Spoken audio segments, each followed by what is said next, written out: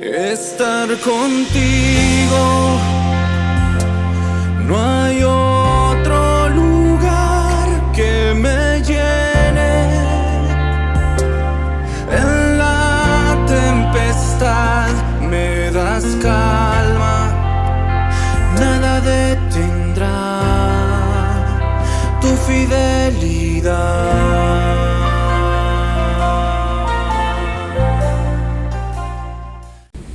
Amados hermanos, muy buenos días a cada uno de ustedes.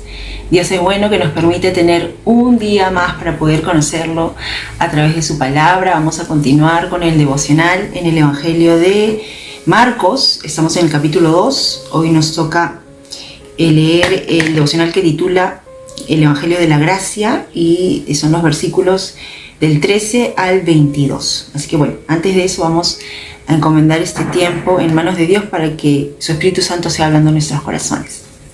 Padre, te damos gracias por este día maravilloso que tú presentas delante de nosotros para poder vivir para ti, para tus propósitos. Y uno de tus propósitos también es que podamos conocerte a través de tu palabra. Te pedimos que hoy tú, Señor, nos hables de una manera especial, específica, lo que tú ya, Señor, tienes en tu corazón para darnos a cada uno de nosotros conforme nuestras necesidades, conforme la vida que llevamos, Señor. Tú seas hablando de manera muy especial.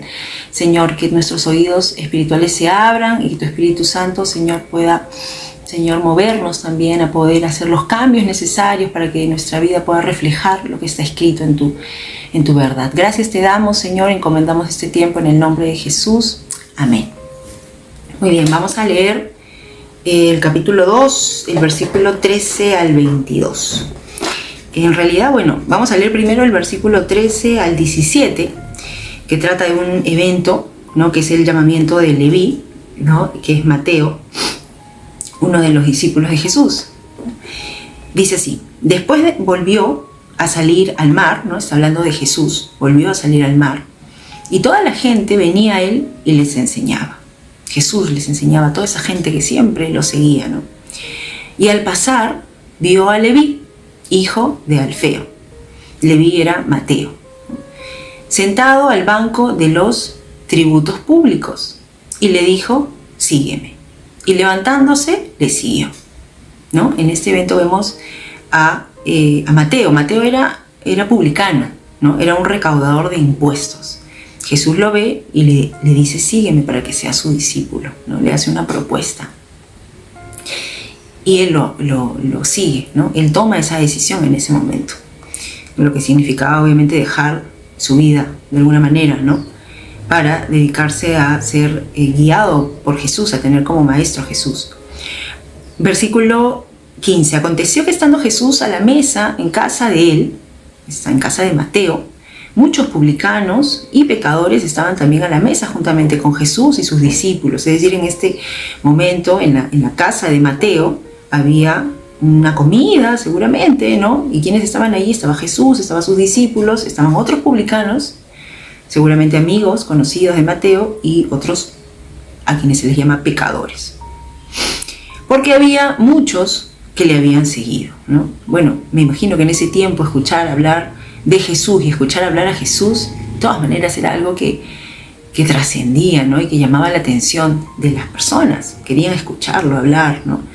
Entonces era un momento, un compartir en ese tiempo, ¿no? Dice el versículo 16, los escribas y los fariseos, viéndole comer con los publicanos y con los pecadores, ¿qué pasó? Dijeron a los discípulos de Jesús: ¿qué es esto? ¿Que él come y bebe con los publicanos y pecadores? ¿No? Es algo que le hicieron saber, no a Jesús, ¿no?, sino a los discípulos. Y al oír esto, Jesús, ¿qué les dijo? Los sanos no tienen necesidad de médico, sino los enfermos. No he venido a llamar a justos, sino a pecadores, ¿no? Entonces, para meditar en esta porción de la palabra de Dios que nos narra esto que ha acontecido, ¿no?,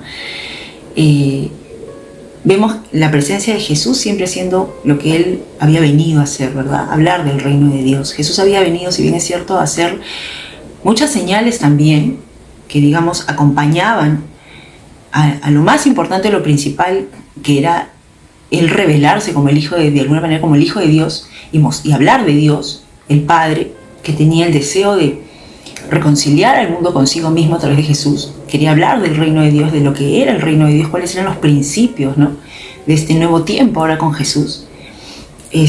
Jesús también sabía que habían otras necesidades que la gente quería que fueran cubiertas, ¿no? Pero él principalmente venía a eso, ¿no? Su labor era esa, ¿verdad? Hacer que el pecador se convirtiera a Dios, volviera su corazón a Dios. Entonces, en ese momento es cuando conoce, ¿no? Conoce a Mateo, ¿no? Y la palabra de Dios dice, ¿no?, que Él nos ha llamado a nosotros, nos conoce desde el vientre de nuestra madre, ¿no? Él sabe quiénes somos, y el momento en que Jesús llega a nuestras vidas no es porque en ese momento se le ocurrió, sino porque ya Él lo tenía así planeado. Estoy segura que también lo tenía planeado para Mateo, ese momento, ese encuentro, ¿no? Y el corazón de Mateo estuvo dispuesto de responder a Jesús y seguirlo, ¿no? Entonces luego se da esta cena o quizás comida, ¿no? Y claro, lo que hizo Mateo fue invitar a mucha gente que, digamos, era el contexto de vida de él, ¿no? Él era un cobrador de impuestos y muchos de los judíos veían mal a los cobradores de impuestos porque cobraban los impuestos de los romanos, ¿no? Y muchas veces cobraban tasas como hoy en día, que te cobraran impuestos que están por encima de lo que debe ser, ¿no? Con tasas, digamos, o con intereses o cosas que hacían que estas personas fueran muy incluso solventes económicamente, ¿no? ¿Por qué? Porque, digamos, que tuviesen ganancias injustas, ¿no? Entonces eran mal vistos, ¿no? Era gente mal vista. Pero ese era Mateo, esa era la vida, eso de él, ¿no? Y de esa vida es que Jesús lo llamó y Dios lo sacó, ¿no? Por así decirlo. Y en ese compartir, bueno, Mateo había invitado a las personas que eran su contexto para que conocieran ese Jesús que había impactado su vida y a quien le iba a seguir, ¿no? Pero siempre vemos también, en medio de esa situación tan bonita, en realidad, y es ese momento que Jesús está aprovechando para tener contacto con la gente por quien Él ha venido, ¿no? Que en realidad todos somos pecadores, ¿no? Jesús ha venido por todos, ¿no? Pero hay gente que se cree muy... En ese tiempo, bueno, eran muy religiosos, se creían muy justos, muy correctos delante de Dios. Tal vez sentían que no necesitaban, ¿no? Entonces ahí estaban los fariseos, ¿no? Que se acercan a los discípulos de Jesús para sembrar en sus mentes, quizás en sus corazones, algo que cause una controversia, ¿no? Que es por qué Jesús come y bebe con los publicanos y pecadores, o sea, criticando el accionar de Jesús, ¿no?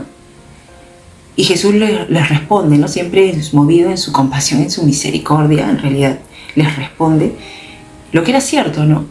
Una persona que está sana, o sea, si en lo físico, en lo natural, una persona que está sana no necesita, digamos, ir a una clínica porque está sana, sino alguien que está enfermo, verdaderamente.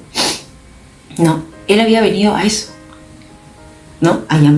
Él había venido a buscar a los enfermos, no a los que se sentían o se creían sanos, ¿verdad? No ha venido a llamar a los justos, ¿no? Sino a los pecadores. Pero en realidad no hay justo ni aun uno, dice la palabra de Dios, ¿no? Todos somos pecadores. El mundo y la humanidad está enferma en su espíritu por causa del pecado. Y todos necesitamos a Jesús. No necesitamos una religión, necesitamos tener una relación con Jesús. Necesitamos que nuestros pecados sean perdonados y necesitamos nacer nuevamente para entrar a tener realmente una relación con Jesús, bajo sus estándares, por así decirlo, bajo la forma en la que Él vino a traernos esa salvación, a través de su propia vida, en su muerte, en su resurrección, ¿no? Pero, a pesar de que Jesús estaba allí, a pesar de que Jesús estaba siendo revelado, ¿no? Como el Hijo de Dios, era la misma presencia de Dios allí, siempre los fariseos, lamentablemente, los escribas, y esos judíos que se creían muy instruidos, ¿no? En la ley, se creían en una posición, un estatus diferente del pueblo, lamentablemente tenían como este velo, pues, ¿no? Como hoy en día lamentablemente muchos lo tienen, o como este bloqueo en el corazón. Y en vez de ver a Dios en Jesús, ellos lo rechazaban, ¿no? Y ellos más bien lo criticaban y siempre lo observaban, murmuraban de Él. Incluso había veces en que no lo expresaban, pero Jesús era capaz de leer lo que había en su mente, en su corazón, de percibir lo que ellos estaban diciendo, ¿no? Y sintiendo, siempre ese rechazo. Y hoy por hoy podemos también mirarnos a la luz de Jesús, ¿no? Nosotros somos ahora discípulos de Jesús, así que siempre que veamos a Jesús también tenemos que de alguna manera vernos nosotros reflejados, ¿no? Si estamos haciendo la obra de Jesús, si estamos también nosotros aprovechando todas las circunstancias, momentos para poder predicar de Él, para poder hablar del reino de Dios, para poder testificar, ¿no?, de Jesús. Ahora somos testigos de Jesús, testigos suyos, y en realidad es algo que debemos hacer siempre, ¿no? El mandato, por ejemplo, de la Gran Comisión no es para algunos, es para todos, y eso debe ser realmente un estilo de vida para todos, ¿no? No es que alguien sienta más el evangelizar que otro, ¿no? Todos tenemos que tener en nuestro corazón el hecho de poder compartir, tener la oportunidad, buscar la oportunidad que Dios nos permita tener, quizás hasta, no sé, abordando un taxi o yendo a hacer unas compras, ¿no? O con el vecino de al lado, lo que sea, ¿no? La oportunidad que Dios nos presente, familia, qué sé yo, para poder siempre hablar de Dios, siempre hablar de Jesús, dar testimonio.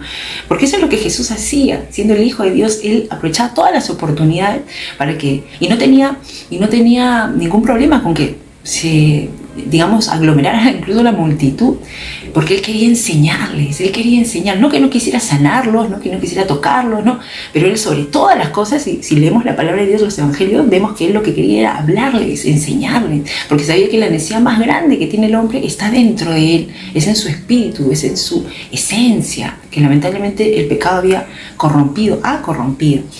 Y lo más importante, más que una necesidad quizás física, ¿no?, o material, es esto, ¿no? Es la necesidad que tiene el hombre interiormente, ¿no? Pero no lo podían ver. Siempre, lamentablemente, los fariseos y los escribas lo criticaban, ¿no? Como hoy en día también quizás muchos de nosotros, si estamos haciendo las cosas bien delante de Dios y si estamos sirviéndole, a veces somos criticados, ¿no? A veces la misma familia no entiende, nos critican. Amistades que no conocen de Dios nos critican, los vecinos, la sociedad en general nos miran quizás no bien, quizás hay desprecio, hay murmuración, ¿no? O se nos critica simplemente lo que hacemos, ¿no?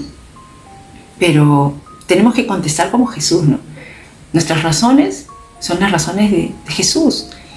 Es porque realmente ellos no se dan cuenta, pero necesitan de Dios, necesitan escuchar de Jesús, así no quieran.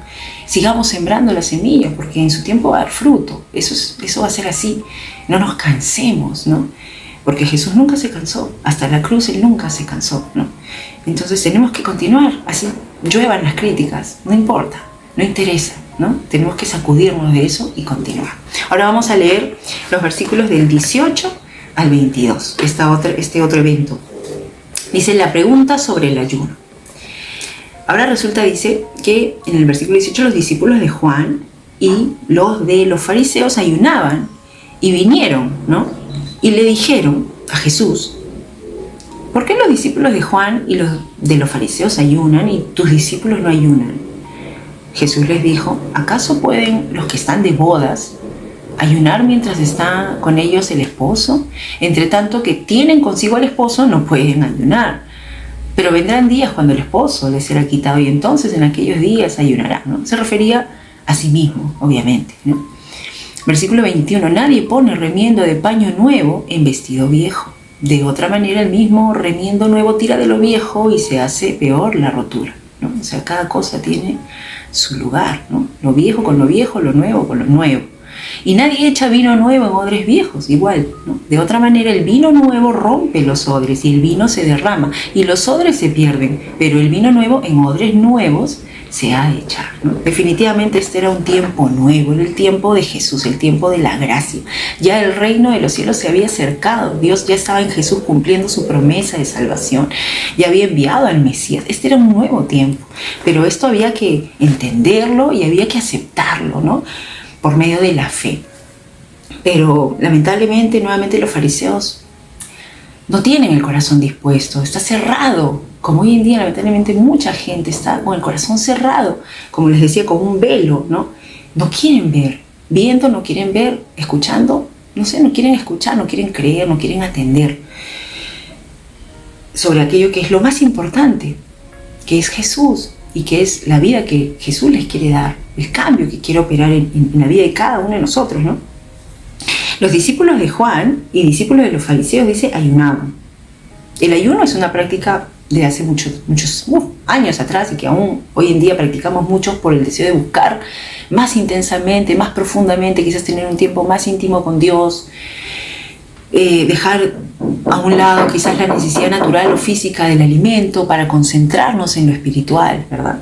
Y esto estaban practicando los discípulos de Juan, los fariseos, todo, pero los discípulos de Jesús no lo practicaban porque tenían a Jesús, tenían a Dios mismo, la revelación, ¿no?, de Dios a través de Jesús con ellos, ¿no? No había necesidad, porque tenían a Jesús y podían recibir de Jesús sus palabras, podían recibir su toque, podían ver los milagros, podían tenerlo ahí físicamente, era tangible, audible, todo, ¿no? Entonces realmente no había necesidad, pero eso lo podía entender alguien que realmente reconocía en Jesús, ¿no?, la presencia de Dios. Entonces sí hubiese podido entender lo que de alguna manera Jesús les estaba diciendo, ¿no? Hubiera podido aceptarlo, siquiera por la fe, ¿no? Pero no sucedía eso, ¿no? Esa era quizás la lucha que tenía Jesús en su tiempo y que hasta el día de hoy nosotros, sus discípulos, seguimos teniendo, ¿no? La incredulidad de las personas, la falta de fe, las pocas ganas de creer, ¿no? Pero eso no quita que esto sea una verdad, que Jesús haya sido la verdad revelada y siga siendo la verdad de Dios revelada, ¿no? Y todo tiene su tiempo, dijo el Señor, ¿no? Sus discípulos estaban disfrutando, era el tiempo de... Realmente los discípulos fueron tremendamente bendecidos al tener a Jesús con ellos, ¿no? Y ese era su tiempo, ¿no? Ya llegaría después el tiempo, como dijo el mismo Jesús, que ayunaríamos, como lo hacemos nosotros también, ¿no? Y ayunamos, ¿no? Y podemos ver las respuestas de Dios tan tremendas, ¿no? Entonces, una vez más, la crítica, una vez más el rechazo, ¿no?, que siempre va a haber, pero nosotros tenemos que seguir manteniendo. Jesús siempre se siguió manteniendo en su misma posición. Él no se cansó de todas maneras de enseñar, miren, y aún en estos últimos versículos él comienza a dar ejemplos, ¿no?